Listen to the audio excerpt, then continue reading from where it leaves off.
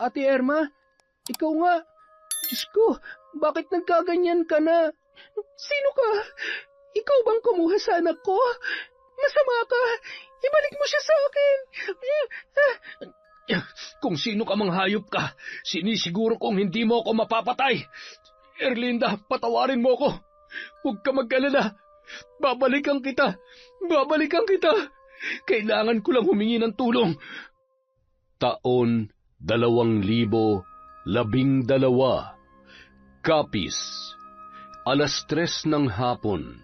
Samut-saring ingay ang maririnigan sa isang burulan na ipinatayo ng isang kilalang may kayang pamilya sa baryong yun. Yun na ang pangatlong burulan na itinayo nila sa nasabing lugar. Lingid sa kaalaman ng iba ang lihim sa likod ng negosyong yun. May mga pagkakataon na walang umuupa, kaya naman para tuloy ang kita sa pagsusugal ay nagrerenta ang mag-asawang Marcos at Erlinda ng mga patay mula sa kakilala nilang may-ari ng punerarya. May mga pamilya kasing kapos, walang kakayahang magpaembalsamo at magpalibing ng kanilang kamag-anak. Ginagamit ni Artemio, ang may-ari ng punerarya, ang pagkakataong yun na bilhin na lamang ang bangkay, dahilan para maipagpatuloy ang pagpapaupa ng patay sa kanyang malapit na kaibigan na si Marcos. Alam mo, dati, kapag may burol, kahit papano, nakakalibre pa tayo ng kapet tinapay. Pero ngayon, wala nang libre. Malaginto pa ang presyo. Yung mag-asawa lang talaga yumayaman dito eh. Ganun talaga. Di naman tayo nakikipaglamay sa patay eh. Nakikipaglamay sa sugal at nagbabaka sakaling swertehin. Sana swertehin din tayo katulad ni na Marcos at Erlinda para naman magpatayo rin tayo ng ganito. Kumpetensyahin natin para naman mabawas-bawasan ang yaman nila. Ay, huwag tayong umasa dyan. Tanggapin na lang natin na ito na tayo. Magkukumahog sa buhay, magsusugal hanggat may nakaburol na patay. Paano ba naman? Yung mahirap, pahirap ng pahirap, at yung mayaman, lalo pang pinagpapala at yung mayaman. Sus, kaya nga kung gusto mo talagang yumaman, mag-isip ka ng negosyong iligal. Huwag ka na maingay at baka mamaya marinig pa tayo ng mag-asawa. Paano tayo makakabawi ng talo natin kahapon? Ay, lintik, napakapangit ng baraha ko ngayon, oo. May 5 lamesa kung saan nag-uumpukan ang mga sugarol at iniaasa na ang kabuhayan sa pagsusugal habang nagmamasid lamang ang mag-asawa na noon ay kararating lamang. Ang iba namang mga taga roon ay yun na ang nagsisilbing pahingahan matapos ang kanilang maghapong pagtatrabaho. Mas malakas ang pasugalan sa mga nasabing burulan tuwing gabi. May mga katiwala silang nagbabantay roon. Meron ding mga nagpapanggap na kamag-anak na kapag nag-iikot ang mga opisyal ng barangay ay kinakailangan nilang umarte bilang totoong kamag-anak at nagdadalamhati sa patay na nakaburol. Ang isa sa mga katiwala at utusan ni Marcos ay ang kapitbahay nilang si Tata. Boss, may paparating. Si Kapitan at ang mga kagawad. Patay, may nagsumbong na naman, tsak yun. Alam niyo na kung anong dapat gawin. Ngayon pa ba tayo matatakot? O kayo dyan, galingan yung pag-arte. Abay, mahal ang binabayad ko sa inyo. Ay, ito namang si Kapitan. Mukhang napapadalas ang pagbisita sa ating burulan. Mukhang napapasarap sa inaabot nating pera. Ay. Hayaan mo na. Kakarampot lang naman ang nakukuha niya. Ang importante, tuloy-tuloy ang negosyo natin. Ako nang bahala kay Kap at siya na rin ang bahala sa mga kasamahan niya. Ayan, kasama na naman ang kagawad na, ay, alam mo naman kung sino. Akala niya naman ay may mapapala siya. Inggitera, nagrereklamo daw kasi ang ingay dito sa gabi. Bahala ka na magpaliwanag at baka masabunutan kong babaeng kulot na yan. Hoy, ikaw bilisan mo, umarte ka na. Asawa ko! Bakit mo ko iniwan? Hindi ko kaya!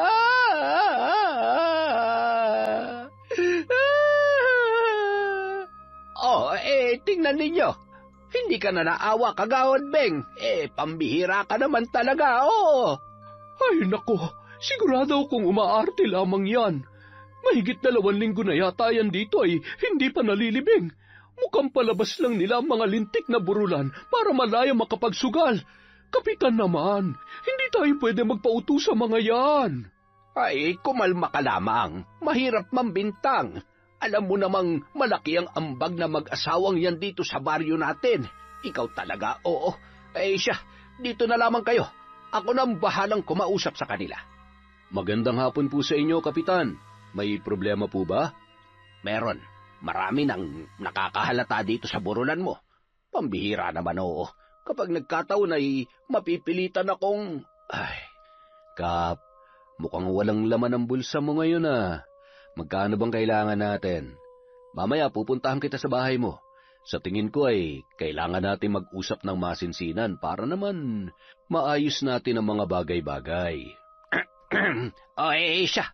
Basta yung ingay sa gabi ay medyo iwasan at mainit ng ulo ni Kagawad Beng. Kilala mo naman yan. Bagamat nag-iisa sa buhay ay talaga namang mainitin ang ulo. O paano? Aalis na kami. Hihintayin kita mamaya, ha? Yung pangako mo sa akin, ha? Malinaw, Kap. Salamat. Small things. Pera lang naman ang katapat mo At agad nang umalis ang mga opisyal ng barangay. Patago namang nanggagalaiti si Kagawad Beng dahil hindi siya naniniwala sa palabas na mag-asawa at alam niya rin na kinukonsinti yun ng kanilang kapitan.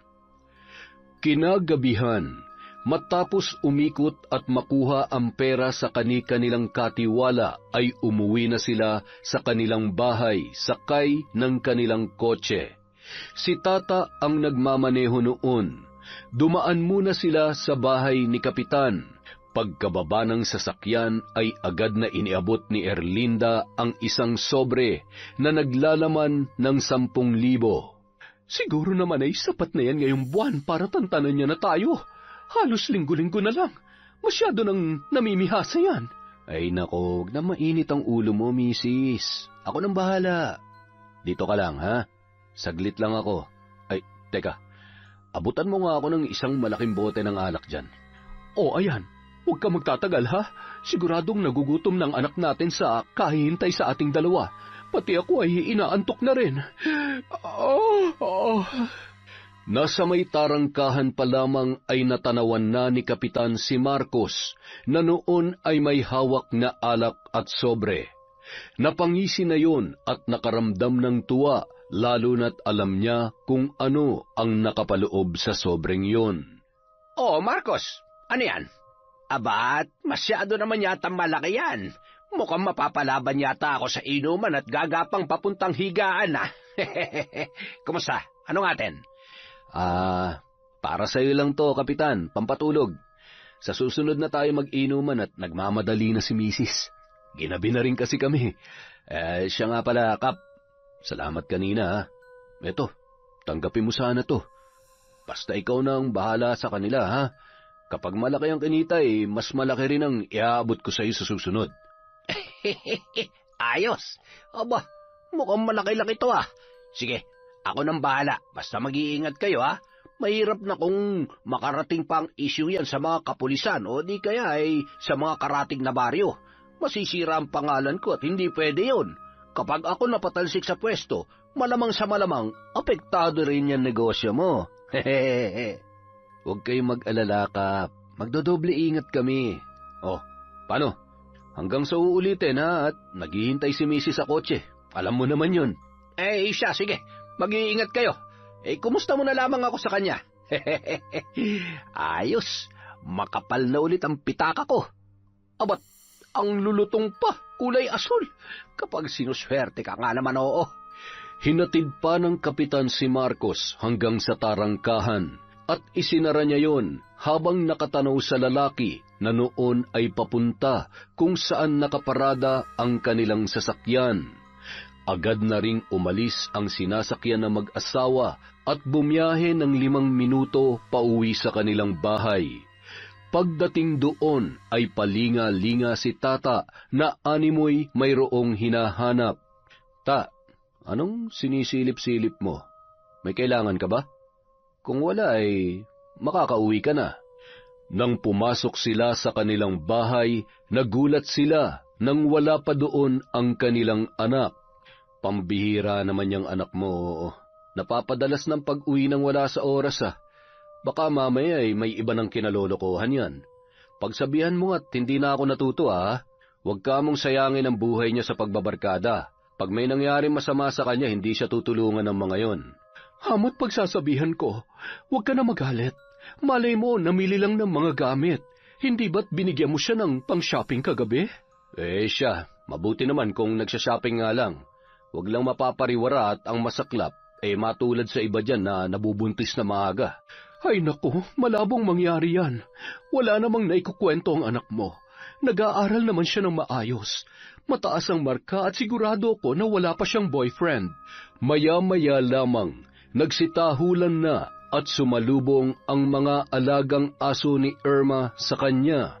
Si Irma ang nag-iisang anak nina Erlinda at Marcos. Oh, kita mo, nandyan na siya. Sabi ko naman sa iyo nag-shopping lang ang unika iha natin. Tingnan mo naman, napakaraming bitbit. Diyos kong bata ito, mukhang inubos lahat ng binigay mong pera kagabi Hayaan mo siya, basta ayusin niya lang ang pag-aaral niya. Lahat naman ng pinagpapaguran natin ay para sa kanya. Mommy, Daddy! Sorry po, ginabi ako. Namili po kasi ako ng mga bagong damit at sapatos. Patingin nga kami ng mami mo kung ano-ano ang mga yan. Huwag na po, Daddy. Ano po kasi, sandali lang po. Ihingi na po kasi ako. Ipapakita ko na lang po sa inyo kapag sinukat ko na mamaya. Ay, napakaswerte talaga ng anak natin. Nung panahon natin ay lahat ng mabibili natin ay kailangan muna nating paghirapan ng husto. Kaya nga. At yun ang ayaw kong pagdaanan niya. Basta susunod siya sa patakaran ko. Hanggat nag-aaral pa, wag muna magbo-boyfriend. At kung sakali man, dapat tiyakin niyang yung mabibigyan siya na maayos na buhay. Ay, siguro naman hindi siya papatol sa kung sino-sino lang. Sayang naman ang ganda at talino niya kung... Mami, Daddy, kain na po tayo. Nagugutom na po ako at... inaantok na rin ako. Maaga po ang pasok ko bukas At agad naman naghapunan ang mag-anak. Nang tumungo sila sa kusina, ay nakapaghain na ang kanilang dalawang kasambahay. Oh, ano pang tinutunga-tunga niyo dyan? Tatawagin na lamang kayo kapag may kailangan kami. Agad namang tumungo sa sala ang dalawa. Hindi kasi sila pinapasabay sa kainan kaya maghihintay sila na matapos ang kanilang mga amo. At iba rin ang kanilang pagkain kumpara sa nilalantakan ng buong pamilya. Ay, kung alam ko lamang na ganyang kamata-pobre at kakuripot ang mga yan, hindi na sana ako tumuloy dito. Isang buwan pa lamang ako ay nagsisiluwagan ng mga short at damit ko at malamang sa malamang, kakatiis ko ng gutom, luluwag na rin ang mga tornilyo ko. Walang duda kung bakit walang tumatagal dito Masahuran lang tayo, lumayas na tayo dito. Mas masarap pa ang pinapakain nila sa aso kaysa sa pagkain natin. Ay, mabuti pa nga kung natataon na si Ma'am Irma lang ang nandito Hindi yan madamot. Kaya lang ay walang say sa kasamaan ng ugali ng mami at daddy niya. Ay, sa bagay, sa uri pa lang ng kabuhayan nila ay halata naman kung anong klaseng mga... Ay, pagod at nagugutom na ako. Matapos maghapunan ay agad na nilang pinakain ang mga kasambahay. Tumungo naman sa kanilang kwarto ang mag-asawa. Tulad ng kanilang nakagawian, nagbibilang sila ng pera na kinita nila sa araw na yon. Ang laki ng kita natin ngayon. Siya nga pala, ang sabi ng tao natin sa purok sa isay, medyo nangangamoy na yung patay doon kaya maigi pa ipalibing na at bumili na lang tayo ng bago kay paring Artemio. Habang nagbibilang ang mag-asawa, pumasok naman sa kanilang kwarto si Irma. Good night, Mom. Good night, Dad. Ano po pala? Oh, ayan. 5,000 yan, anak. Galingan mo sa pag-aaral at wag na wag kong malalaman na may boyfriend ka, ha? Kung may manliligaw sa'yo, papuntahin mo dito. Kailangan ipakilala mo agad sa amin ang makilatis ko. Naintindihan mo? Daddy naman. Sige po, thank you sa baon ko, Daddy. Good night po. Matulog na rin po kayo, ang wrinkles nyo. Nagmamadali yung pumasok sa kanyang kwarto at inilagay sa isang papel na bag ang panlalaking damit at sapatos. Sabay isinuot niya muna yon sa ilalim ng kanyang kama. Naghintay siya na sumapit ang 12:00 ng gabi upang masiguro na tulog na ang mga kasamahan niya sa bahay bago siya makalabas at makipagkita sa kanyang kasintahan. Samantala, napabalikwas siya nang mahinang tumunog ang kanyang alarm clock. 5 minuto bago sumapit ang 12:00. Dahan-dahan niyang isinara ang kanyang pinto at nilakyon, sabay isinilid sa bulsa ng kanyang pantulog ang susi ng kanyang kwarto. Sa kusina siya dumaan para siguradong hindi mahahalata ng kanyang mga alagang aso dahil natitiyak niyang magtatahulan yun. Sa likod ng kanilang bahay ay may isang kubo kung saan naghihintay na ang kanyang kasintahan. Walang iba kundi si Tata. Agad niyang inilapag sa upuan ang kanyang mga bitbit at mahigpit na yumakap sa binata. Sigurado ka bang wala nakakita sa'yo at tulog na sila? Huwag ka mag-alala. Walang makakaalam na nagkikita tayo ng ganitong oras. Kumusta ka na? Okay lang ako. Siyempre, nag-aalala ako palagi sa'yo para sa atin. Alam mo naman ang sitwasyon natin. Ayan ka na naman eh. Pwede ba huwag ka na mag-isip ng kung ano-ano? Siya nga pala, may sorpresa ako para sa'yo. Tingnan mo to, para sa'yo yan. Damit at sapatos. Baby naman, hindi mo naman kailangan gawin to. Isa pa, sana pera na lang. Hindi ko naman maisusuot yan eh. Alam mo naman kung anong klase ng trabaho meron ako. Pa-extra-extra lang sa pagdadrive sa sasakyan ninyo. At syempre, kapag may iutos man ng tatay mo, sa punerarya lamang yun, kaya hindi ko naman magagamit to. Ay, akin na nga yan kung ayaw mo. Sana pala hindi na lang ako nagpagabi para bilhin ang mga to. Ay, baby, wag ka na magtampo. Ang sa akin lang naman, sayang ang pera. At saka, ang totoo, nahihiya na ako sa'yo. Ang dami ko na kasing utang sa'yo eh. Utang? Baby, lahat ng binibigay ko sa'yo para sa'yo talaga. Pera man yan o gamit. Hindi yun utang. Ipunin mo yung perang binibigay ko sa'yo para may pera ka at kapag kailangan may magagamit ka. Okay? Napakaswerte ko naman talaga sa girlfriend ko, oo. Thank you, baby ah. Hayaan mo, magsusumikap ako. Darating din ang araw na makakabawi ako sa'yo. Maghahanap ako ng maayos na trabaho para kapag mag-asawa na tayo, maibibigay ko ng mga pangangailangan mo at ng mga magiging anak natin. Talaga? Thank you, baby. Naniniwala ako na hindi pa man sa ngayon ay darating din ang araw na maabot mo mga pangarap mo. Hihintayin kita at susuportahan kita. I love you.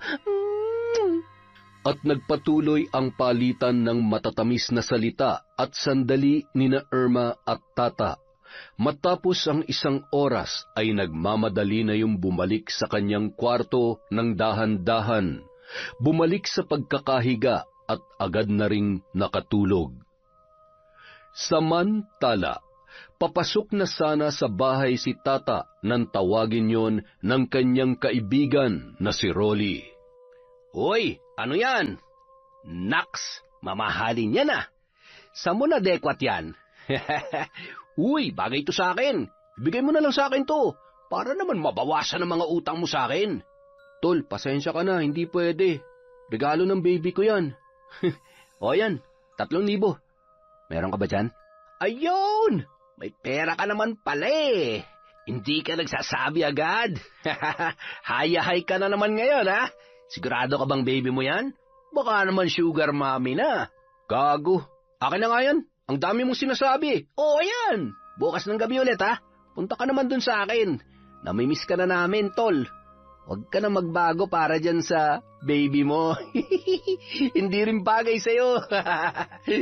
Bah, gago ka talaga. Upakang kita dyan eh. Sige na, umuwi ka na. Ay, paano ko ba tatakasan ng bisyo na to? Kapag nalaman ni Irmang ginagawa ko, sigurado makikipaghiwalay sa akin yun. Pero dahil sa mga nangyari sa amin, siguro naman hindi na siya maglalakas loob na iwan ako at ipagpalit sa iba. Bah, lugi siya dun. at dumiretso na yon papasok sa kanilang bahay. Gulat na gulat naman siya nang tumambad sa kanya si Lola Tunying. Hawak ang kanyang itim na maliit na bag na naglalaman ng mga gamit niya sa paghit-hit ng ipinagbabawal na gamot. Saan ka galing? Nakikita mo ba kung anong oras na, ha? Napasarap lang ang kwentuhan namin ng mga kaibigan ko at saka, bakit ba pinakikilaman yung gamit ko, Lola? Akin na nga yan. Ay, pambihira naman, oo. Ano yung mga bitbit mo? Ano ito? Anong ibig sabihin ng mga gamit na nakita namin ni Nonoy sa bag mo? Sabihin mo nga sa akin ang totoo. Kailan pa? Kailan ka pa nag-aadik na lintik ka, ha? Lola, ano ba? Wala akong ginagawang masama. Wala rin akong dapat ipaliwanag sa inyo. Kung pagalitan niyo ako, parang wala na akong ginawang tama sa buhay na to ba? Baka nakakalimutan niyo ako nagtatrabaho dito para may pagkain kayo ng lintik na ampon niyo. Hindi kita pinalaking bastos. Alam mo kung ano kinagagalit ko. Oo, mahirap lang tayo. Hindi kita napatikim ng kahit anong karangyaan sa buhay. Pero ni minsan hindi ako nagkulang sa pagpapaalala sa iyo. Walang masamang maging mahirap. Ang masama ay magpalulong ka dyan sa bisyo mo. Yan ang tuluyang sisira sa buhay mo. Masisira ang buhay ko? Putya naman, oh. E di masira na ako masisira. Sarili ko nga magulang, hindi ako pinagmalasakitan, eh. Bakit ikaw? Lola lang naman kita. Hirap sa'yo, masyado kang ano, eh. Kuya, tama na. Huwag ka naman magsalita kay Lola ng ganyan. Ikaw lang naman ang inaalala niya. Tumahimik ka. Alam mo, rinding-rindi na rin ako sa'yo. Masyado kang bida-bida. Ano bang pinagmamalaki mo? Magaling ka sa eskwela at mabait? Wala akong pakialam dahil kahit anong gawin mo, itatak mo dyan sa kokote mo na ampun ka lang. Narinig mo? Hindi kita kapatid. Napulot ka lang ni Lola sa may simbahan kaya ampun ka lang. Salot ka sa buhay ko. Magsama kayong bisit. Totoo po ba yun, Lola? Totoo po ba na ampun lamang ako? Na napulot niyo lamang po ako? Lola! Apo, makinig ka. Mahalaga pa ba kung kadugo kita o hindi? Mahal na mahal kita, kayong dalawa ng kuya mo. Alam mo naman yon, hindi ba? Pagpasensyahan mo na lamang siya. Baka napapagod lamang yon. Mas kailangan niya tayo ngayon. Huwag tayong mawawalan ng pag-asa. Naniniwala ako na may tatama niya pa ang kanyang mga pagkakamali. Lola, ayos lang po ba kayo? Huwag mo akong alalahanin. Matulog ka na at may pasok ka pa bukas, Apo. Pasensya na po kayo, Lola. Nabigla lang din po ako sa mga nalaman ko. Huwag po kayo mag-alala. Alang-alang po sa inyo, susubukan ko pong intindihin si Kuya. Salamat, Apo. Maraming salamat at nagpapasalamat ako dahil napakabuti ng puso mo. Mahal na mahal ka ni Lola, Apo, ha? Mahal na mahal ko rin po kayo, Lola. Dumiretso na ang matanda sa kanyang silid. Samantala, nagmamadali namang tumungo si Nonoy sa kusina. Pumasok yon sa kwarto ng kanyang lola, dala ang isang basong tubig. Hinimas pa ang buhok ng matanda at inalalayan sa paghiga. Nakangiting sinundan ng tingin ni Lola Tunying ang binatilyo habang naglalakad palabas sa kanyang kwarto. Makalipas ang 3 buwan, patuloy pa rin ang lihim na pagkikita nina Irma at Tata. Wala ding kaalam-alam ang dalaga tungkol sa bisyo ng binata. Gayunpaman, sinusubukan nitong umiwas kaya kahit papaano ay nalilimitahan nito ang paggamit ng ipinagbabawal na gamot. Hanggang isang araw, walang pasok si Irma dahil araw ng Sabado. Ramdam niya ang labis na pagkahilo, kaya naman pinili niya na lamang na mahiga kesa bumangon at maglakad-lakad sa labas katulad ng kanyang nakagawian. Samantala, sa may garahehan ng kanilang sasakyan, Abala si Tata sa paglilinis ng kotse ng kanyang amo at nagkakape naman sa balkonahe ang mag-asawang sina Marcos at Erlinda habang pinagmamasdan ang binata. Alam mo, asawa ko, yang si Tata, sayang ano. Gwapo siya at masipag din naman. Sayang lang dahil hindi siya nabigyan ng pagkakataon na makapag-aral. Siguro kung nakapagtapos yan, maayos ang buhay niya ngayon. Hayaan mo siya, ganun talaga, kanya-kanyang kapalaran ng buhay. Yung mga katulad niya, kontento na sa ganyan. Sarili lang ang kayang buhayin at hindi na nangangahas magkapamilya. Kawawa lang ang magiging anak niyan. Tapos, ang alam ko, gumagamit pa yan ng ipinagbabawal na gamot. Ano? Seryoso ka ba? Oo, marunong akong kumilatis na mga ganyan. Halata naman sa kilos at pangangatawan. At saka, ilang beses ko na rin nakita yan na kasama yung mga bantog na adik dyan sa sentro. Ay, naku, alam kaya ng kanyang lola? O baka naman kinukonsinte o hindi naman kaya ay hindi na mapagsabihan dahil si Tata ang bumubuhay sa kanila ng isa niya pang apo. Ay, naku. Walang mararating ang mga taong ganyan. Diyan naiikot ang buhay nila, magtrabaho para sa bisyo. Ilang sandali lamang, pinilit ng bumangon ni Irma dahil nararamdaman niya na ang pangangasim ng kanyang sikmura. Nang bumangon yon ay diretso sa kanyang banyo at doon ay hindi na napigilan ang pagsuka. Hawak ang kanyang sikmura at sinabayan pa yon ng pandidilim ng kanyang paningin. Habang nasa labas ng banyo ang dalawang kasambahay ay nagkatinginan sila na animoy iisa ang iniisip ng mga sandaling yun. Patay! Ay, buhay! Lagot, mukhang nagbunga ng pagtatagong paglabas-labas niya sa hating gabi. Tawagin mo si Madam, dali! Ihahakbang pa lamang ng isang kasambahay ang kanyang mga paa ay siya namang pagdating ng mag-asawa. Ano nangyayari? Sino yung nagsusuka? Erlinda, bakit sumusuka ang anak mo? Ha? Hindi ko alam. Pare-pareho naman tayo ng kinain kagabi. Ay, sandali nga. Tumabi nga kayo. Asikasuhin yung mga trabaho nyo. Bilis! Anak, ayos ka lang ba? Okay lang po ako, Mami. Nahihilo po ako. Nandidilim po ang... Marcos, bilisan mo ang anak natin. Buhatin mo siya. Ay, Diyos ko. Irma! Irma, ano ba nangyayari sa batang ito? Matapos pahigain at haplasan ng kung ano-anong maanghang na pamahid sa tiyan si Irma, ay nanumbalik ang kapulahan ng labi ng dalaga. Tulog na tulog pa yon ng mga oras na yon. Nakahawak sa baba at palakad-lakad si Marcos habang pinagmamasdan ang hubog ng katawan ng kanyang anak.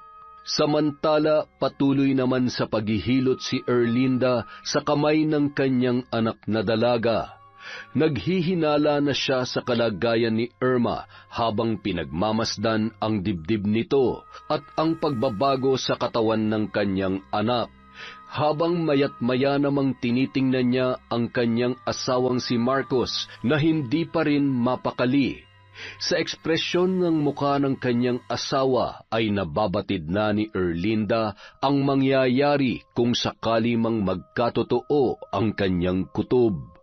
Makalipas ang ilang oras, nagising na ang kanilang anak. Mommy? Daddy? Ano po nangyari? Buti naman at gising ka na. Irma, kilala mo ako. Ayaw na ayaw ko sa lahat ay yung nagsisinungaling. Alam mo, lahat-lahat binibigay namin sa'yo. Sobra-sobra pa sa gusto at pangangailangan mo. Ngayon, tatanungin kita. Ibigay mo sa akin ang totoong sagot na kailangan ko. Marcos, baka naman pwedeng wag mo na ngayon. Dahil... Dahil ano?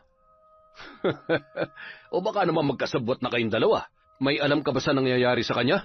Ay, siyempre wala. Ano ka ba naman? Ano ba tinutukoy mo? Huwag mo naman tinatakot ang anak natin. Mommy, Daddy, sorry. Ang totoo, buntis po ako. Buntis po ako. Ay, sinasabi ko na nga ba eh. Malandi kang bata ka. Mapapatay kita! Daddy, please. Aray ko. Nasasaktan po ako. Maawa po kayo sa baby ko. Bitiwan mo ang anak natin. Hindi mo ba narinig?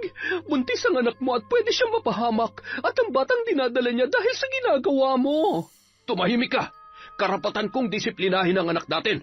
Ngayon, sabihin mo sa akin, Irma, sino ang tatay ng batang yan? Sino? Sumagot ka. Kung ayaw mong... Marcos, tama na sabi.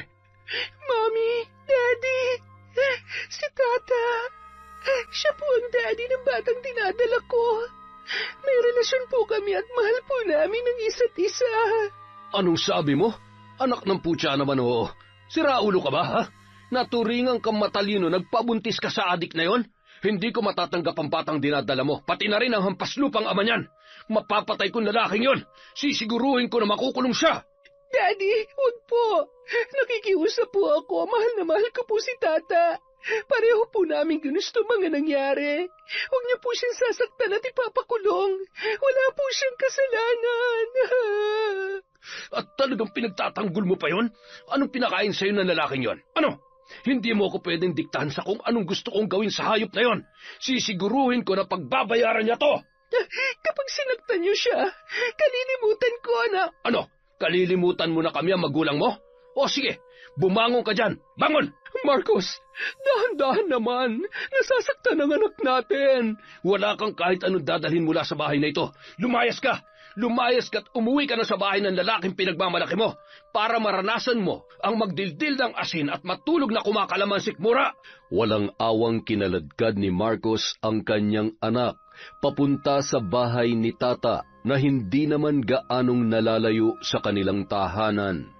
Walang pakialam si Marcos sa mga taong nakakakita habang hinahablot nito ang kanyang sariling anak.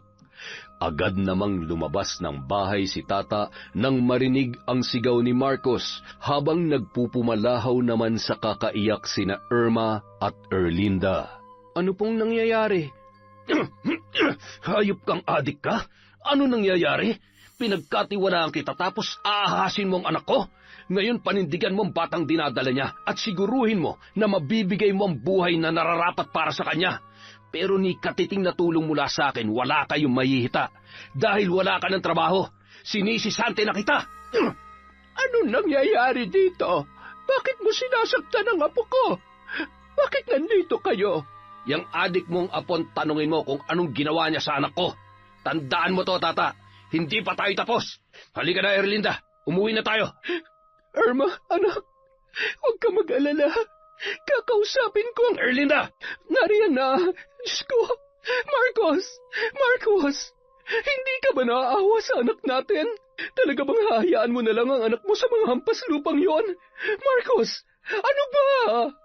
Wala nang nagawa pa si Erlinda para pigilan ang kanyang asawa na noon ay nagngingit-ngit na nanginginig pa rin dahil sa galit. Nang makarating sa loob ng bahay, ay pinaghahagis at pinagbabasag ang anumang bagay na kanyang madampot. Hindi pa yun nakontento, pinagsusuntok noon ang pader hanggang sa dumugo ang nakakuyom pa rin noong kamao at doon ay tuluyan ng humagulgol ang lalaki. Hayop na lalaking yun. Sinira niyang buhay at pangarap natin para kay Irma. Humanda siya. Pahihirapan ko siya. Marcos, tama na. Isipin mo na lang ang anak natin. Ano na lang ang mangyayari sa kanya kung tuluyan na nating hahayaan si Irma sa poder nila? Mapapahamak lamang siya. Hindi ko kakayanin kapag may nangyari masama sa aking anak. Huwag kang gagawa ng labag sa kagustuhan ko. Gusto kong pagsisihan niya ang lahat at siya mismo ang magmakaawang bumalik sa pinto ng pamamahay na to. Matapos sabihin yon, ay tumungo na siya sa kanilang kwarto at padabog na isinara ang pintuan. Patuloy naman sa paghagulhol si Erlinda na hindi malaman ang gagawin para muling maayos ang problema ng kanilang pamilya. Sa kabilang banda, Habang nakaupo sa isang pahabang upuan sa sala si Irma, ay pinapatahan naman yon ni Tata.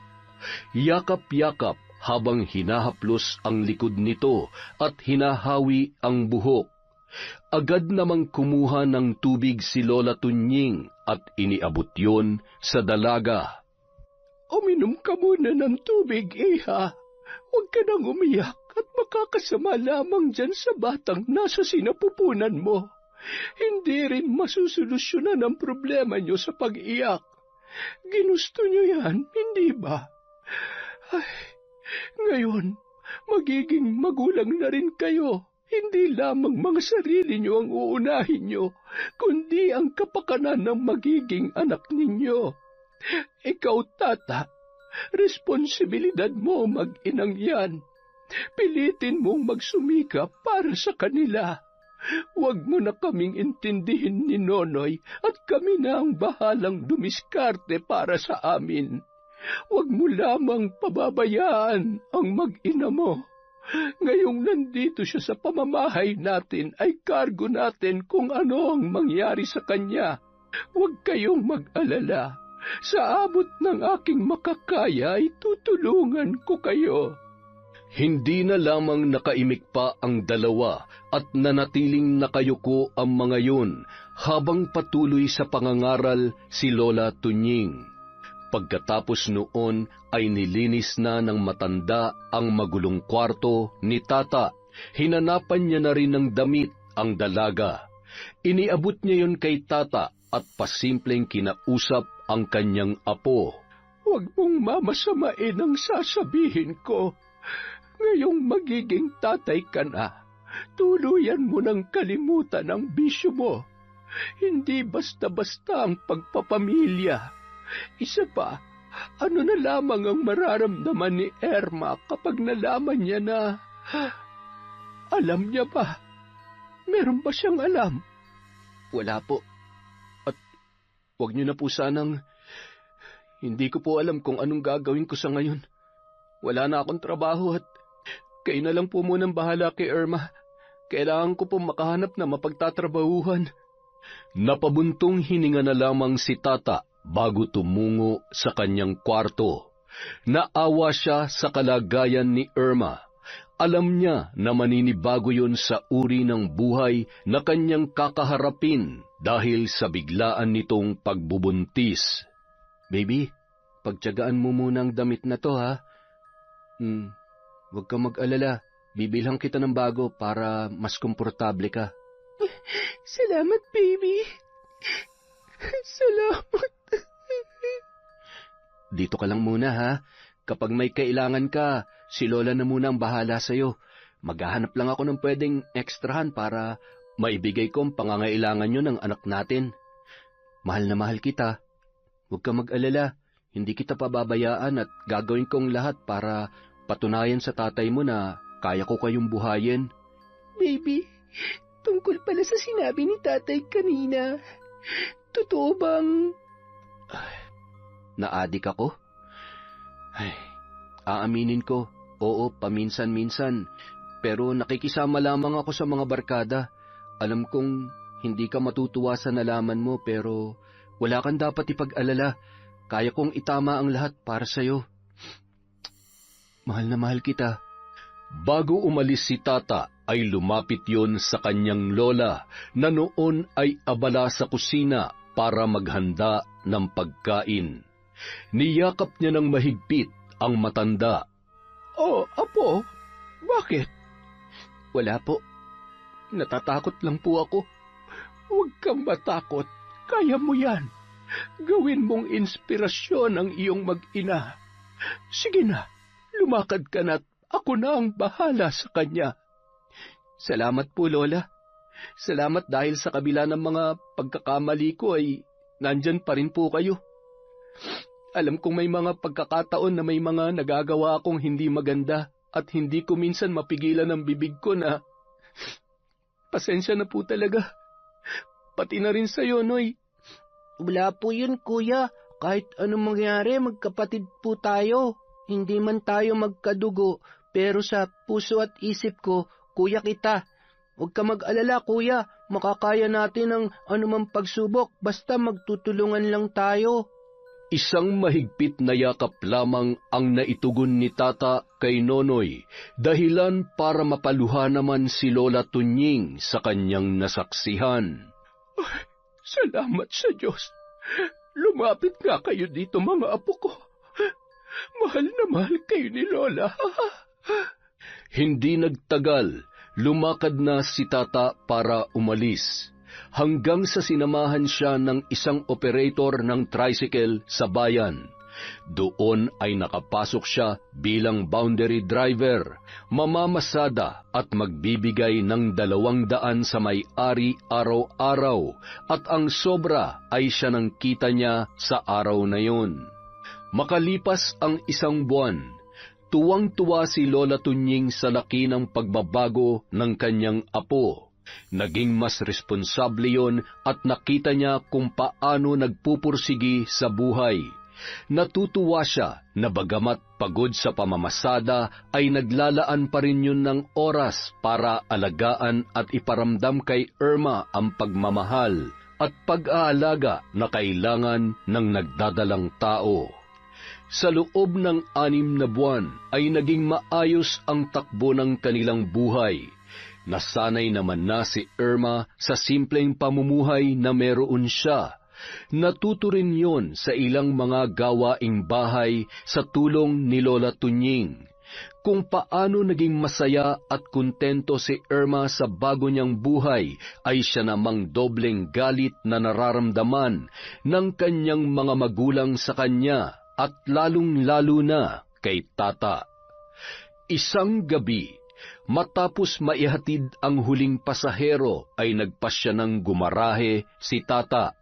Sa daan papauwi ay bigla na lamang siyang pinara at pinagtulong-tulungan ng 5 kalalakihan. Hindi ka na makakauwi ng buhay sa inyo. Maawa kayo sa akin. Tama na. Ba't pumapalag ka pa, ha? Walang awang pinaghahampas pa yun ng tubo sa iba't ibang parte ng kanyang katawan bago nagsitakbuhan ang mga kalalakihan. Buti na lamang ay nadaanan yon ng mga kasamahan niyang kapwa tricycle driver na siyang tumulong na maiuwi si Tata sa bahay. Nang makarating siya sa kanila, ay nagsisigaw ang isang lalaki sa labas na humihingi ng saklolo.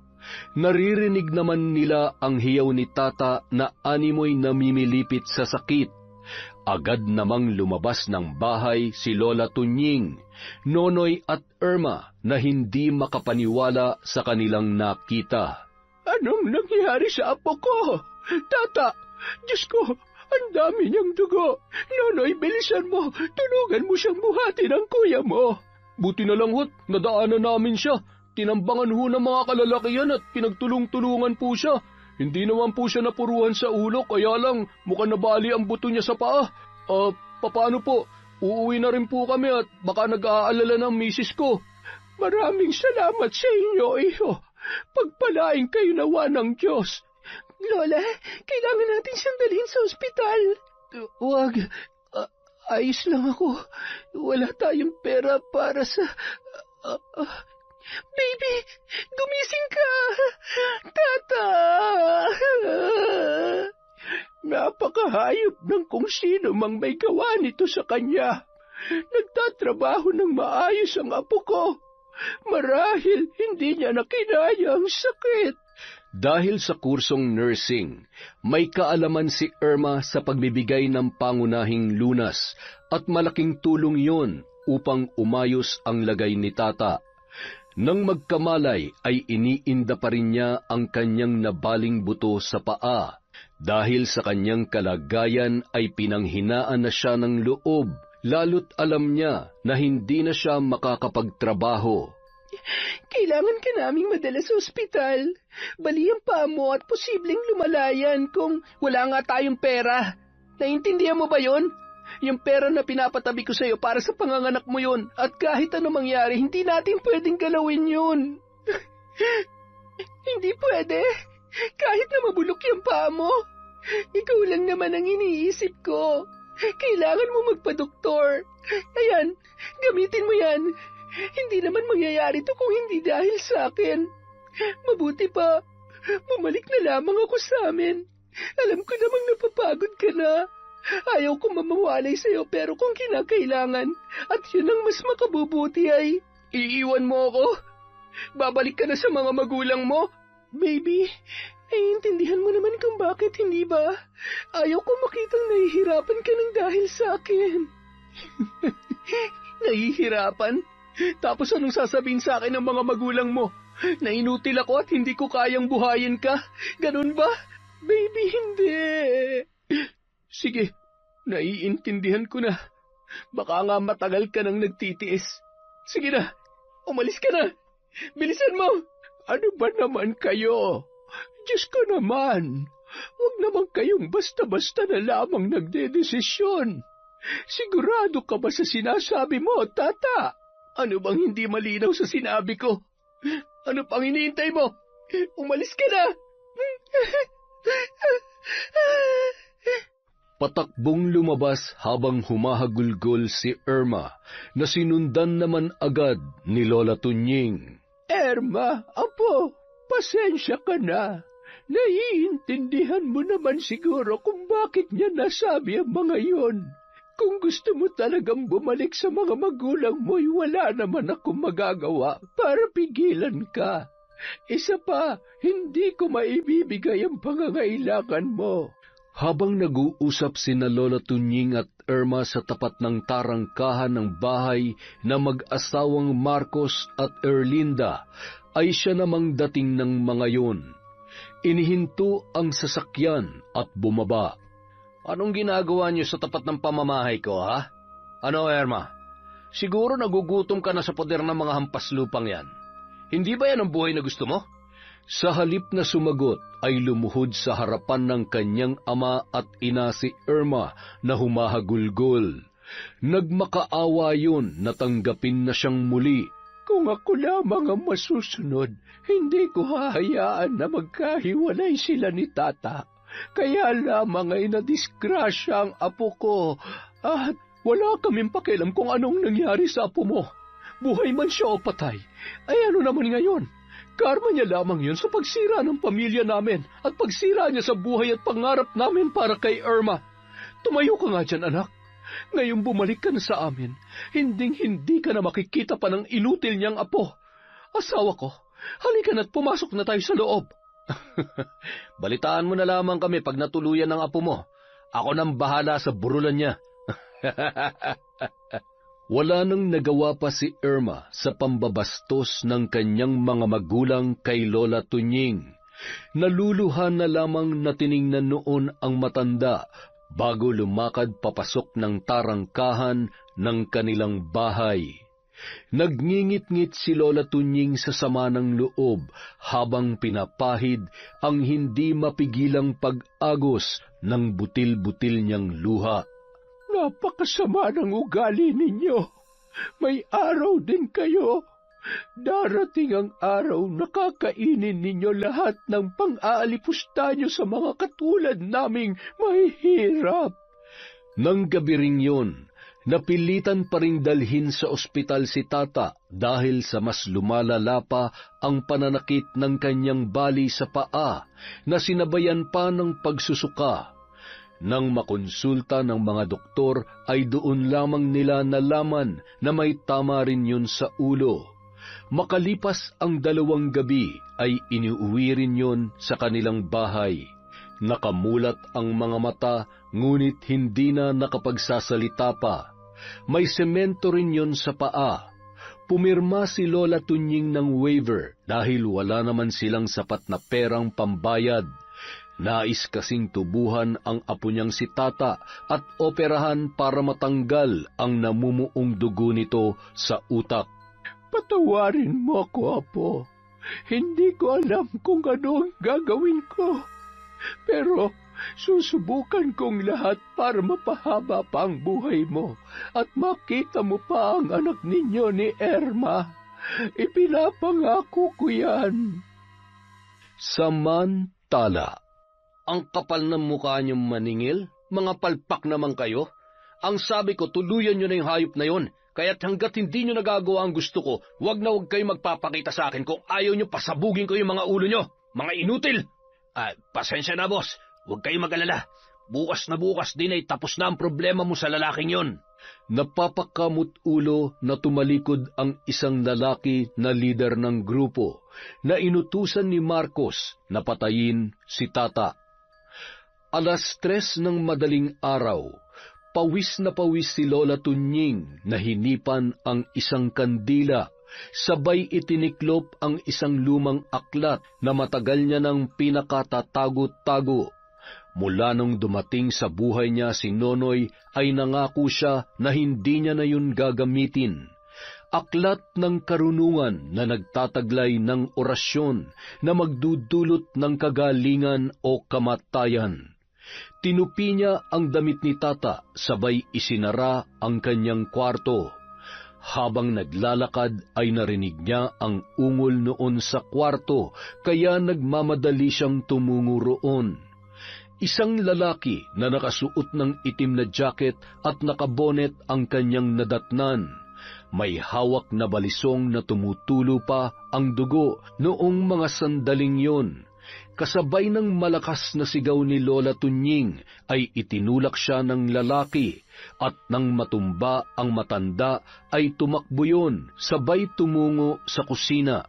Nang bumangon si Nonoy ay likod na lamang ng lalaki ang kanyang nakita. Agad niyang tinungo ang kwarto kung saan nagpupumalahaw si Lola Tunying. Lola? Kuya? Kuya! Hayop! Hayop at walang puso ang gumawa nito.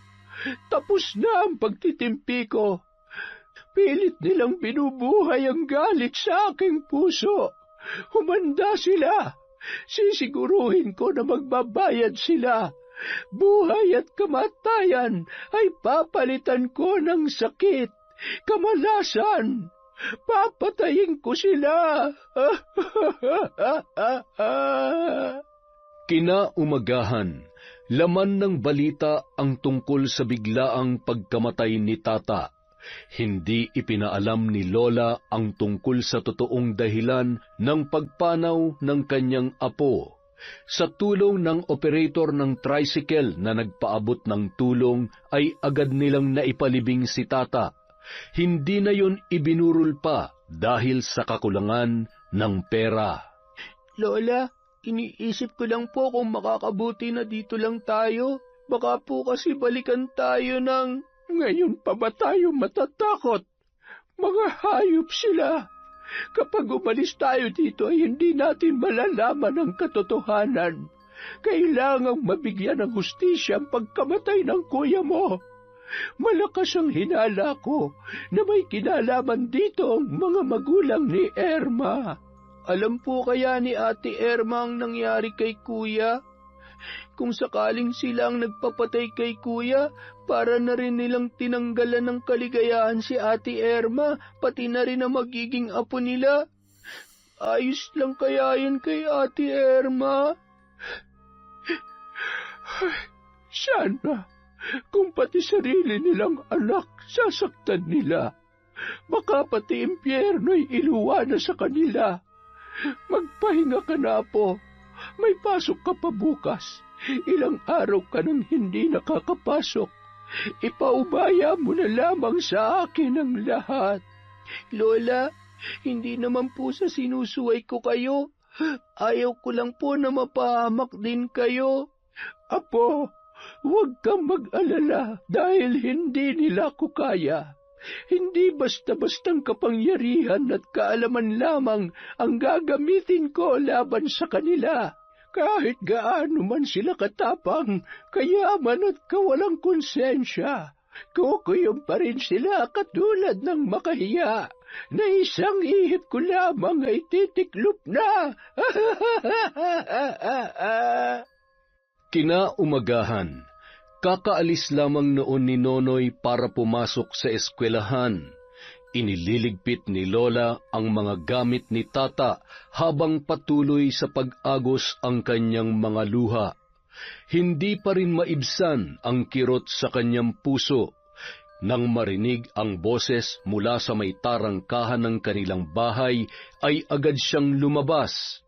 Nanginig ang kanyang kamay nang makita ang mag-asawang Marcos at Erlinda na may bitbit na bulaklak para sa patay. Anong ginagawa niyo dito? Nabalitaan kasi namin ang nangyari kay Tata.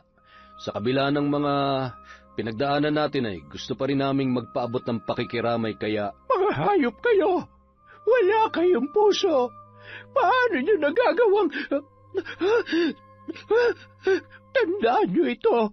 Lalabas din ang katotohanan at sisiguruhin ko na magbabayad kayo! Anong pinagsasasabi mo? Huwag mo kami pagbintangan at hindi kami mga kriminal. Baka nakakalimutan mong adik ang apo nyo, kaya malamang sa malamang mga kapwa niya lang din ang tumira sa kanya.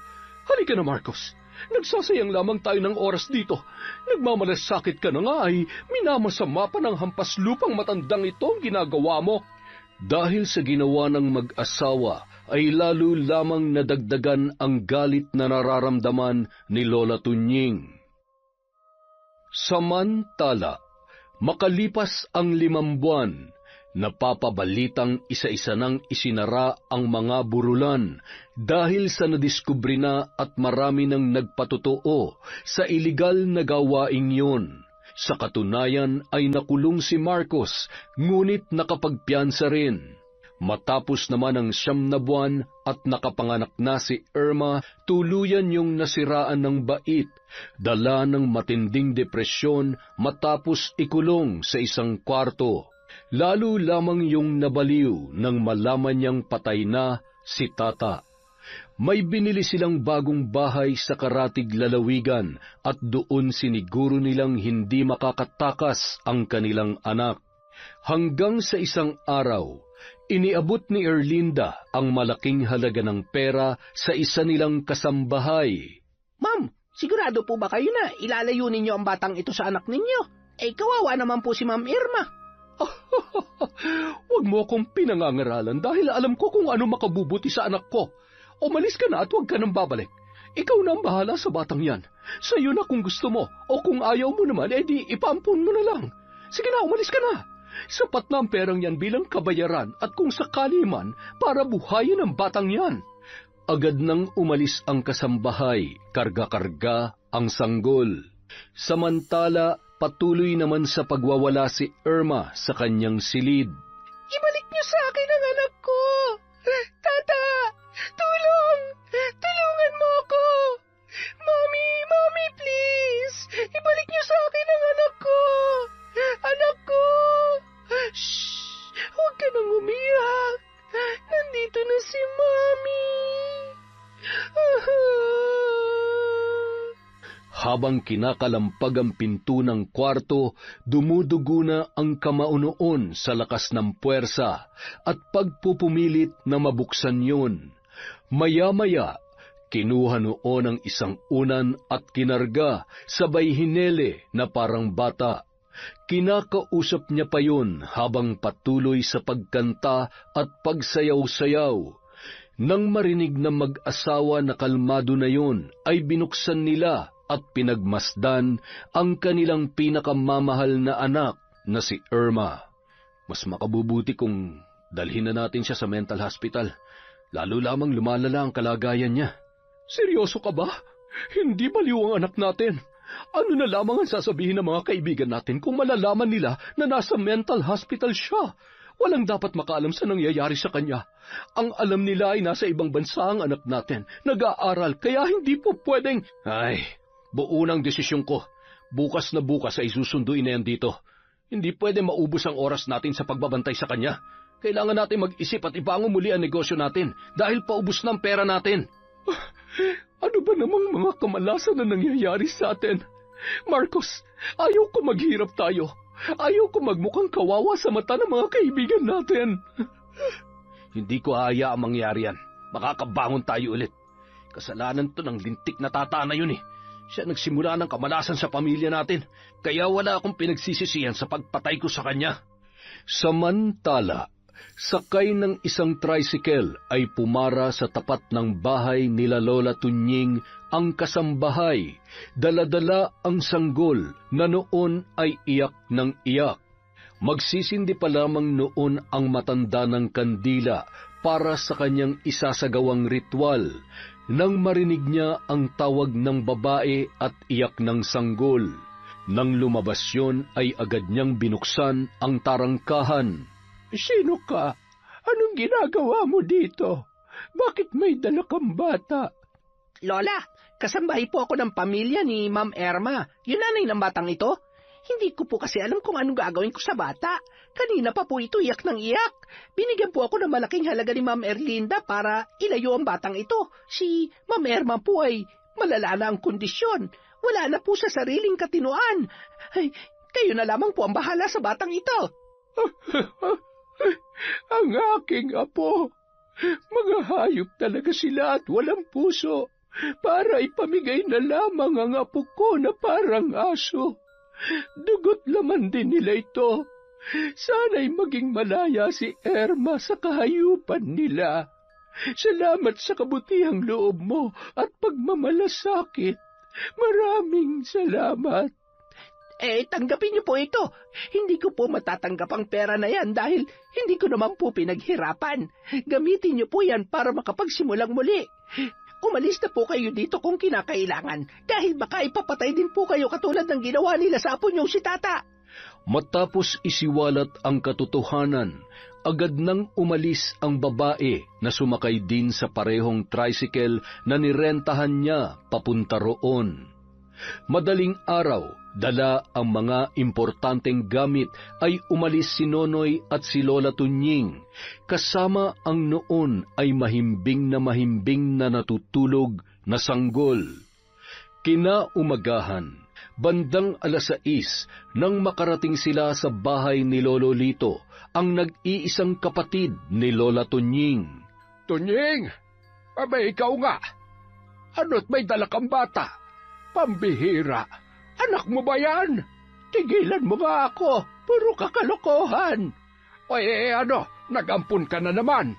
Kargahin mo nga muna at patuloyin mo kami. Nonoy, buhatin mo ang mga gamit at ipasok mo sa loob ng bahay.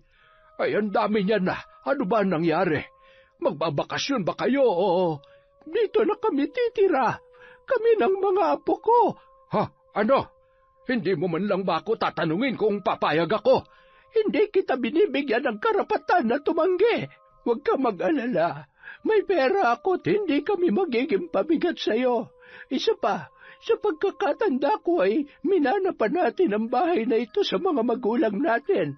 Kaya hindi mo pwedeng ipagkait ang napakalaking bahay na ito sa akin. Sinabi mo may magagawa pa ba ako? Mano po, Lolo? Salamat. Kaawaan ka ng Diyos, Apo. Binatang-binata ka na. Teka, kanino bang anak ito? At nasaan si Tata? Anak po yan ni Kuya Tata. Lolo, wala na po si Kuya. Patay na po siya. Ilang buwan na rin po ang nakakalipas. Ano? Sus Mariosep, ano nangyari? Biktima ng walang pusong magulang ng nobya niya. Ipinapatay nila si Tata. Pinagkaitan nila ng pagkakataon na makita man lamang niya ang batang yan. Hindi ko akalain na may mga ganoong klase ng tao. Pero ngayon, malaya ko nang maipaghihiganti ang kanyang pagkamatay. Abay, dapat lamang. Patikimin mo na malupit na barang ang mga hinayupak na yon para naman magtanda at mabigyan ng katarungan si Tata. Huminahon ka, yung puso mo. Baka mauna ka pa sa kanila. Nang sumunod na gabi, habang umiinom ng alak si Marcos ay nakangisi niyang binubuo sa kanyang isipan kung paano muling ibabangon ang kanilang negosyo. Samantala, habang nasa kwarto ay inaalala pa rin ni Erlinda ang kalagayan ng kanyang anak na si Irma na noon ay nasa mental hospital na. Maya-maya, binuksan niya ang aparador para kunin ang kanyang mga gamit na pinagpaplanuhan niyang ibenta upang may maidagdag sila sa kanilang puhunan. Laking gulat na lamang niya na sa halip na gamit ay biglang gumuho ang napakaraming anay na hindi niya malaman kung saan nagmumula ang mga yon. Oh, hindi ito maaari. Hindi pwedeng masira ang mga bagat mamahaling damit ko. Aray! Sisigaw na sana yon nang biglang nanuyo ang kanyang lalamunan. Napahawak sa kanyang leeg at pilit na lumakad papalabas ng pinto ng kwarto para humingi ng saklolo sa kanyang asawa. Bago pa man makalabas ay malakas na biglang sumara ang pinto kasabay ng pagkamatay ng mga ilaw. Anumang pihit niya ay hindi niya mabuksan yon.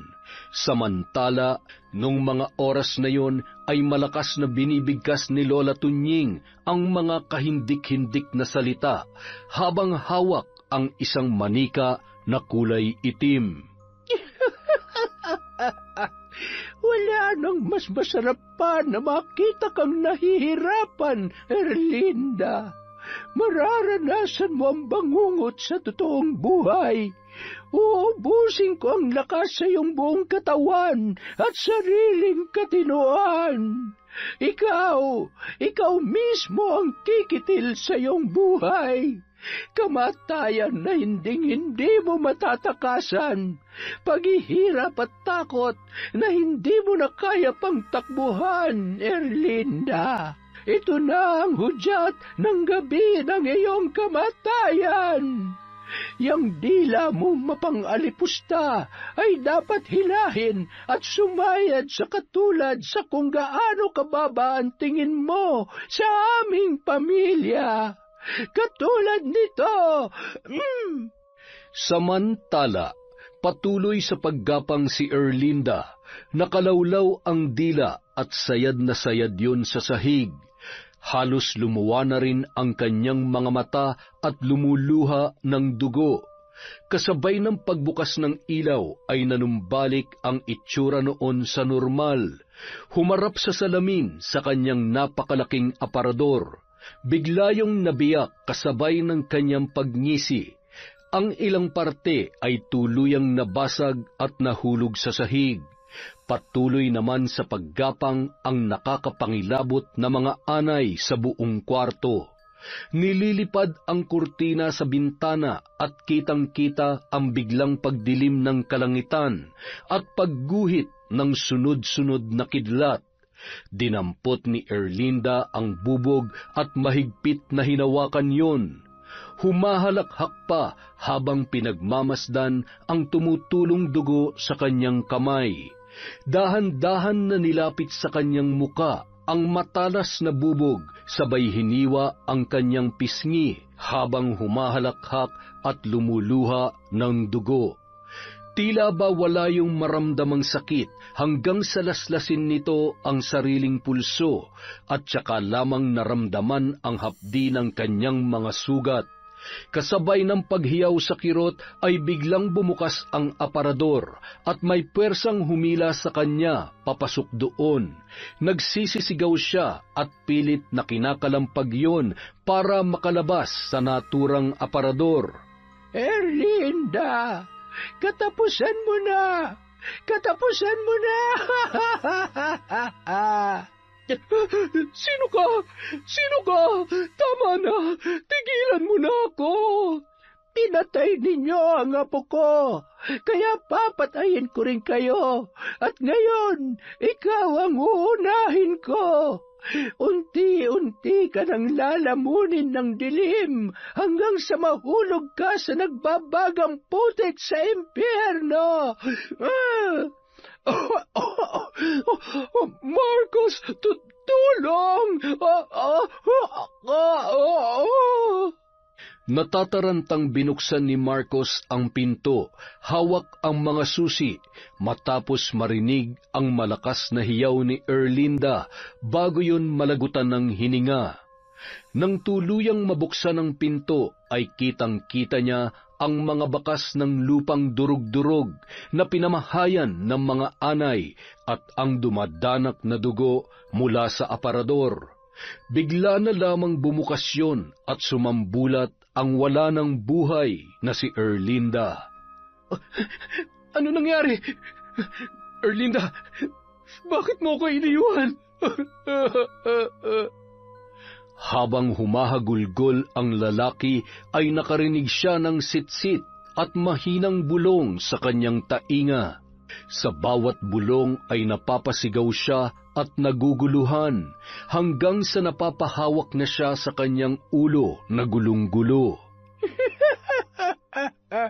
Pinatay mo siya! Ikaw ang pumatay sa kanya! Hindi! Wala akong pinapatay! Hindi ako natatakot sa'yo! Tumigil ka na!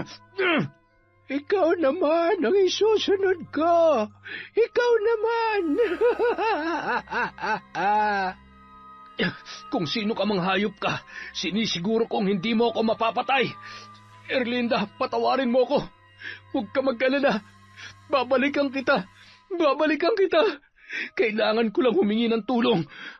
Pilit na nilalabanan ni Marcos ang magulo niyang isip at ang walang katapusang mga bulong at halakhak sa kanyang tainga habang nagmamaneho papunta sa kanyang kaibigan na si Artemio. Nang makarating ay nababakas ng kaibigan nito ang pagkabahala sa muka ni Marcos. Ano ba nangyayari sa'yo? Anong oras na? Bakit napadalaw ka? Hindi ba't naipasara mo na yung... Kailangan kong tulong mo at ng mga tauhan mo. Patay na si Erlinda. Hindi ko may paliwanag kung ano nangyari. Yung itsura niya at yung mga nangyayari pakiramdam ko. Hindi normal at alaga ng demonyo lang ang kayang gumawa nun. Ako na rin ang isusunod niya. Papatayin niya na rin ako. Kumalma ka nga muna. Umupo ka. Ay, binabarang ka na yata ng mga pamilya ng... Hindi kaya mambabarang yung lola nung manugang na hilaw mo? Pambira naman kasi hindi ka naman nag-iingat eh. Mahirap kalabanin ng mga taong may karunungan sa ganyan. Hindi ka tatantanan nun hanggat hindi ka napapatay. Ay, sinasabi ko sa'yo. Sa tulong ni Artemio, ipinakuha niya sa mga tauhan niya sa punerarya ang bangkay ni Erlinda.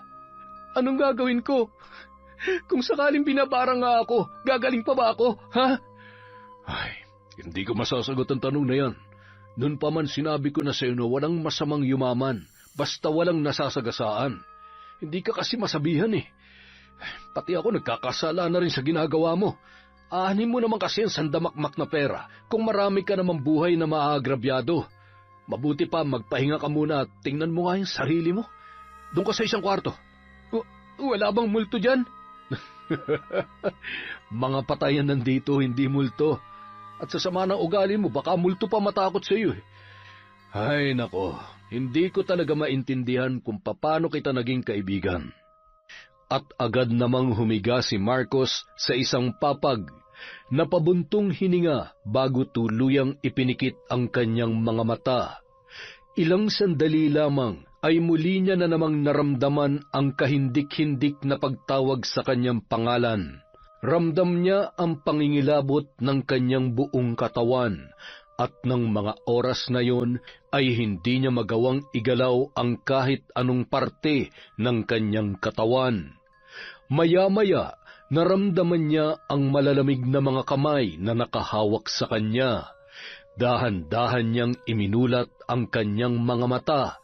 Nakita niya ang mga pamilyar na muka ng bangkay at ang isa roon ay si Tata. Binuhat siya ng mga yon at dinala sa isang silid kung saan iniembalsamo ang mga patay. Nagtatawanan ang mga yon habang inihahanda ang mga gamit. Itinali siya ng mga yon at pagkatapos naramdaman niya ang paghiwa sa kanyang tiyan hanggang sa nawalan siya ng malay. Nang magising si Marcos ay nasa loob na siya ng kabaong. Bakit ako nandito? Tulong! Palabasin niyo ako dito! Hindi pa ako patay! Ayaw kong mamatay! Sa kabilang dako naman, habang patuloy na isinasagawa ni Lola Tunying ang ritual, ay mababakas sa mukha noon ang pinaghalong galit at kasiyahan. Galit dahil sa lahat ng kasamaan ni Marcos at ng kanyang asawa. Tuwa dahil unti-unti niya nang nakakamit ang hustisya na nararapat para sa kanyang apo. Hindi sapat ang kamatayan mo at hirap, at walang hanggang pasakit na ipinararanas ko sa iyo kung matatakasan mo ang batas ng mga tao. Gusto kong himasin mo ang bawat rehas sa kulungan. Araw-araw, hanggat may hininga ka pa, ay bilanggo ka rin ng takot at ng iyong konsensya. Ngayon din, sumuko ka na kung gusto mong mabuhay pa. Dahil sa malakas na halakhak ni Lola Tunying, ay napabalikwas si Marcos sa papag na kanyang hinihigaan, at doon ay napagtanto niya na panaginip lamang yun, ngunit nababatid niya na hindi basta-bastang panaginip. Agad namang nilapitan ni Artemio ang kaibigan na noon ay humahagulgol at nakikita niya kung paano pinagsisisihan noon ang kanyang mga kasalanan. Mabuti pa, subukan mo nang itama ang mga pagkakamali mo. Hanggat hindi ka napapagbayad sa iyong kasalanan, sigurado na hindi siya titigil. Sumuko ka na sa mga pulis at umamin ka na sa ginawa mo kay Tata. Baka yun lang ang gusto ng mambabarang.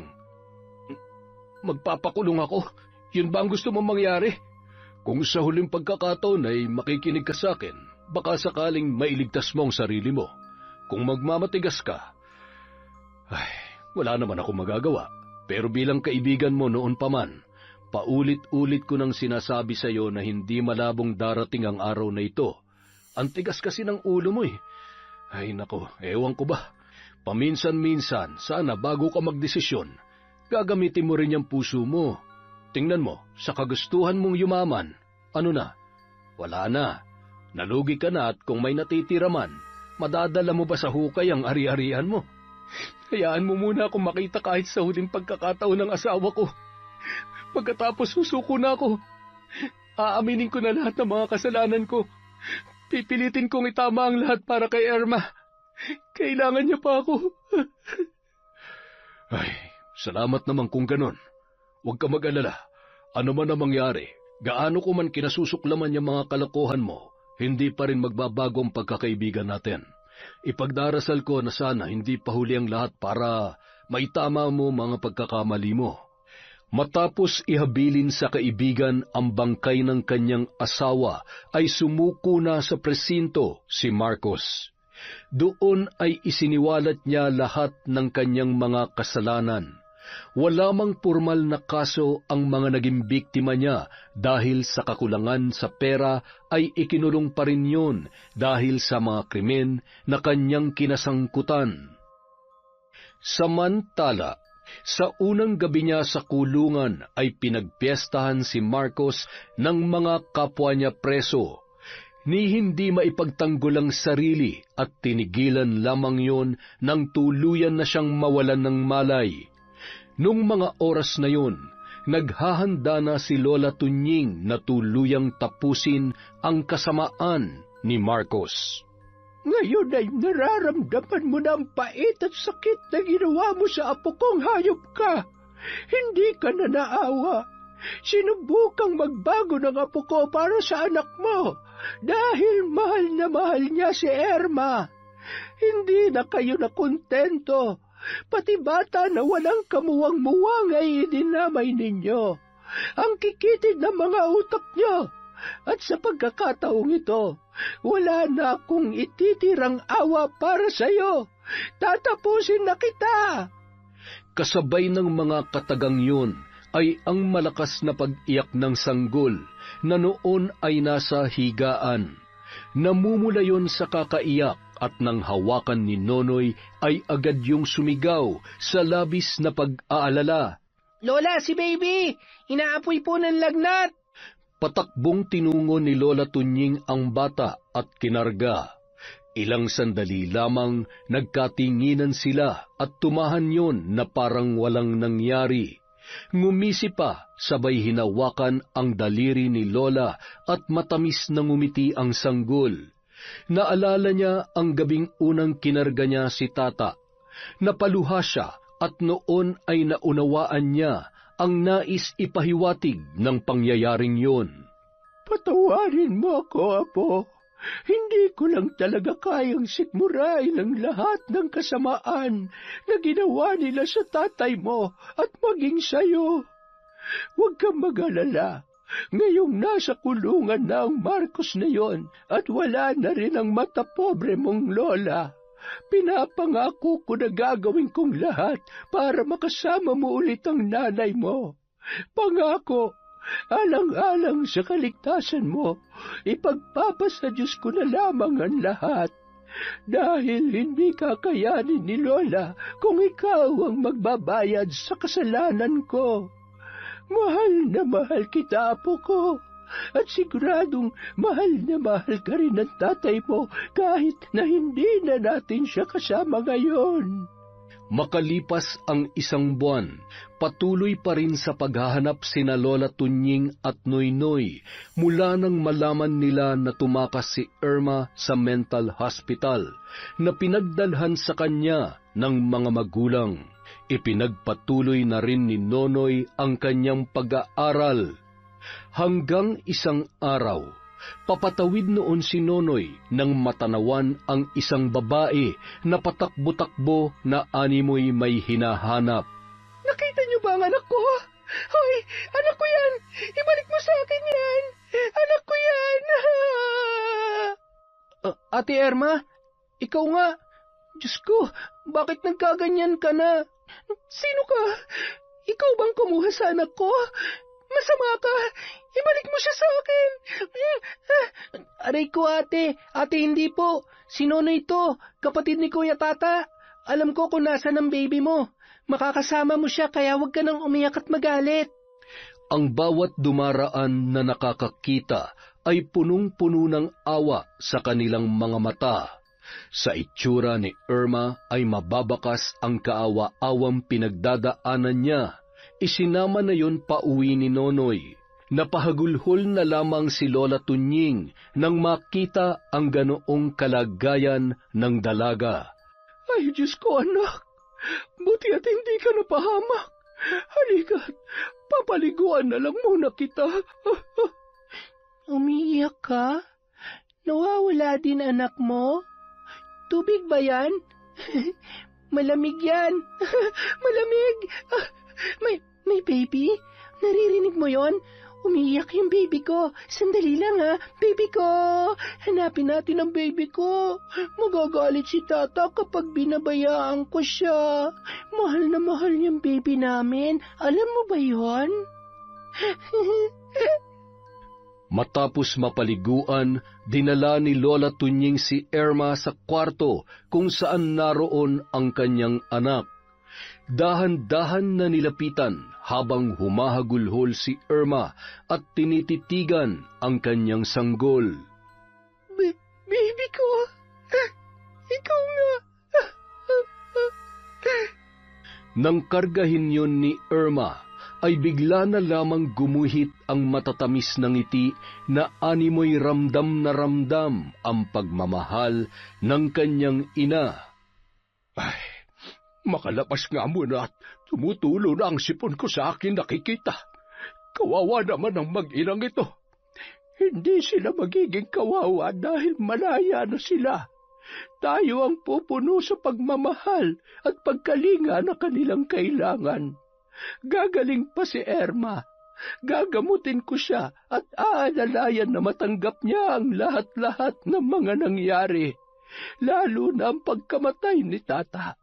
Alam ko na mahihirapan siyang mapatawad ang kanyang ama, pero sa tamang panahon, kapag malakas na siya, kailangan niyang subukang patawarin yon upang mapalaya ang sarili niya sa nakaraan.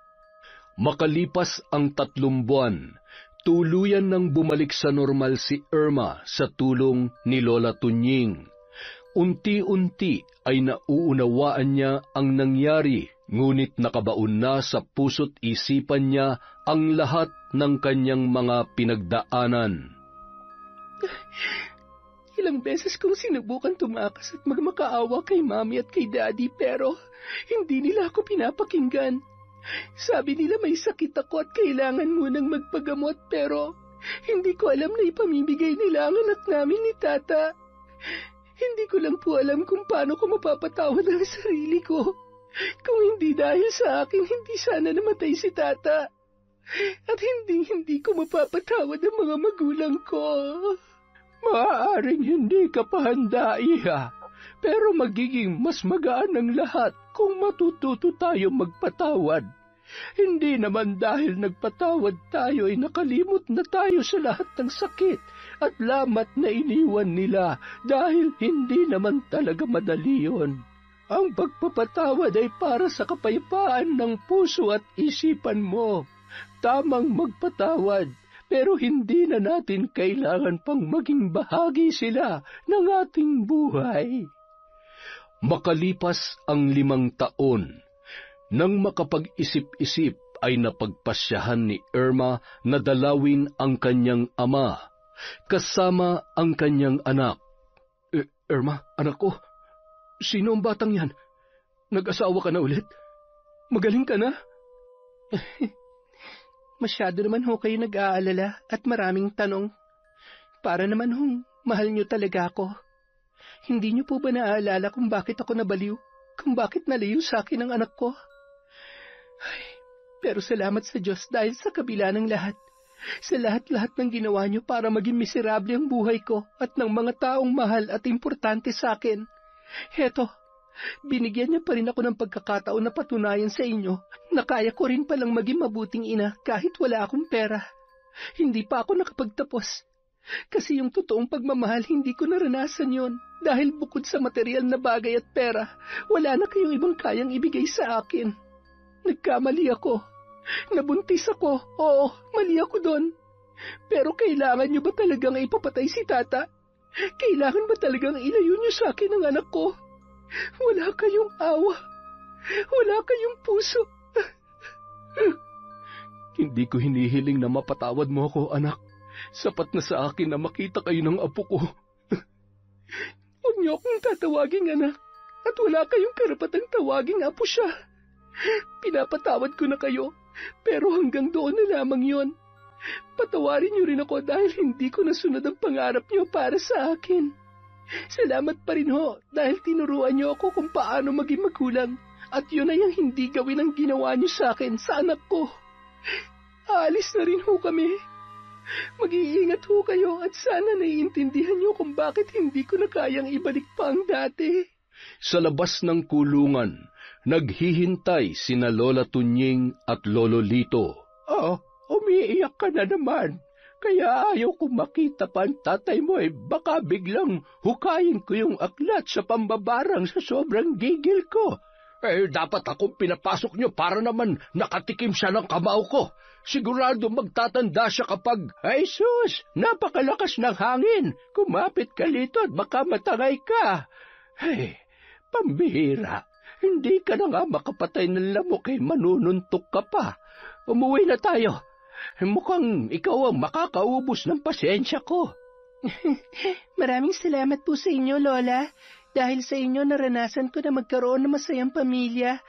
Kahit hindi ko kayo kadugo, walang araw na hindi namin naramdaman ng anak ko ang pagmamahal ninyo. Walang anuman, Apo.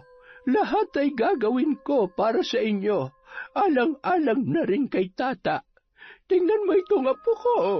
Kamukhang-kamukha ng tatay niya. Napakagwapo. Bunga ng suporta at pagtutulungan bilang isang pamilya, nakapagtapos ng pag-aaral si Irma at di nagtagal ay naging maayos ang takbo ng kanilang buhay. Masaya, payapa at higit sa lahat, walang inaapakang tao katulad ng mga naging gawi ng kanyang mga magulang na sina Marcos at Erlinda. Yon, napakaganda na naman po ng kwento natin, di ba? Ayos yun ah. Dahil dyan, marami tayong utang. Meron na naman tayong shout out.